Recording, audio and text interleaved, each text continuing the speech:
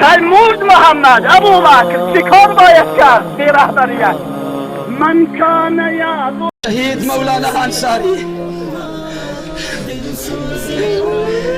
5 دقیقه از هم دیگر دور بودیم. محمد رسول الله صلی الله علیه و سلم فوت نکرد. فرمود محمد ابو بکر چیکار باید کرد به رهبریت؟ من کان یعبد الله فإن الله حی لا یموت.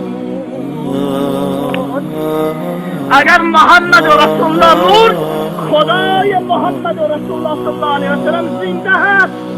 های مردم، هر کسی میخواهد خدا را عبادت بکند هو الحی لا یموت، اون زنده همیشه و جاوید است. مرگ به سراغش نمی آید، منزه است از مرگ. اون را عبادت بکنید و طاعت و عبادت بکنید.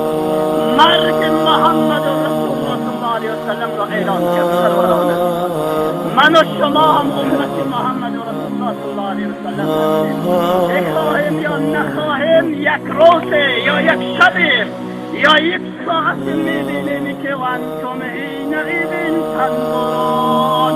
حضرت عزراییل علیه السلام میبینیم همراه 500 نفر. هرچی که خدای عزوجل به سوی من و شما میآید و انتم حینئذ تنظرون.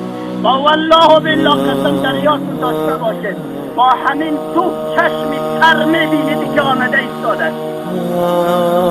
اما خدای رئوف و مهربان چنان مهر سکوت بر دهانهای من و شما میزند، حق گفتن ندارید که جلوی عزراییل را بگیرید، جلوی عزراییل خدا را بگیرید که مراقب بکنید.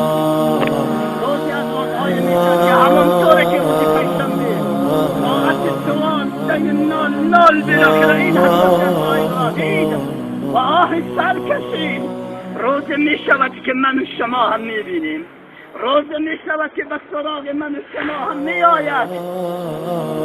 لذا سروران عزیزان، مرگ و تقدیر خدای عزوجل با هیچ چیزی روی درواسی ندارد، با هیچ کسی روی درواسی ندارد. از خاطر و تاخیر های بیاد بیارید آیه قرآن را. منها خلقناکم و فیها نعیدکم و منها نخرجکم